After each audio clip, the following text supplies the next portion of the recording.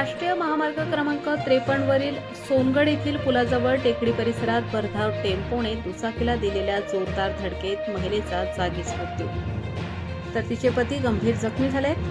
अपघातानंतर टेम्पो चालक घटनास्थळावरून फरार झाल्याने पोलिसांनी त्याचा शोध सुरू केला आहे. मिळालेल्या माहितीनुसार खंडूबाई गामित हे पत्नी अरविंदाबेन खंडूबाई गामित यांच्यासोबत दुचाकी क्रमांक GJ 26 AG 1735 वरून सोनगडहून बर्डीपाडा गावाकडे जात होते.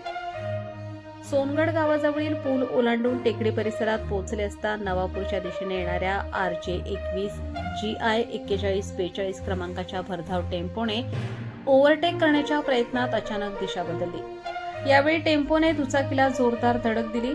धडक इतकी भीषण होती की दुचाकीवरील अरविंदाबेन खंडूबाई गामित यांचा घटनास्थळीच मृत्यू झाला. त्या सोनगड तालुक्यातील बर्डीपाडा येथील रहिवासी होत्या, तर दुचाकी चालक खंडूबाई गामित गंभीर जखमी झाले. त्यांना तातडीने सोनगड येथील शासकीय रुग्णालयात दाखल करण्यात आले. प्रकृती गंभीर असल्याने पुढील उपचारासाठी त्यांना व्यारा रेफरल रुग्णालयात हलवण्यात आले आहे. अपघाताची माहिती मिळताच सोनगड पोलिसांचे पथक घटनास्थळी दाखल झाले. पोलिसांनी पंचनामा करून मृतदेह शवविच्छेदनासाठी पाठवलाय.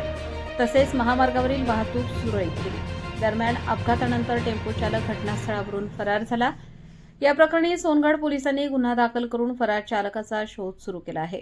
अपघाताचे नेमके कारण काय होते याचा पुढील तपास पोलीस करीत आहेत. या दुर्दैवी अपघातात अरविंदाबेन यांचा जागीच मृत्यू झाल्याने बर्डीपाडा गावावर शोककळा पसरली आहे.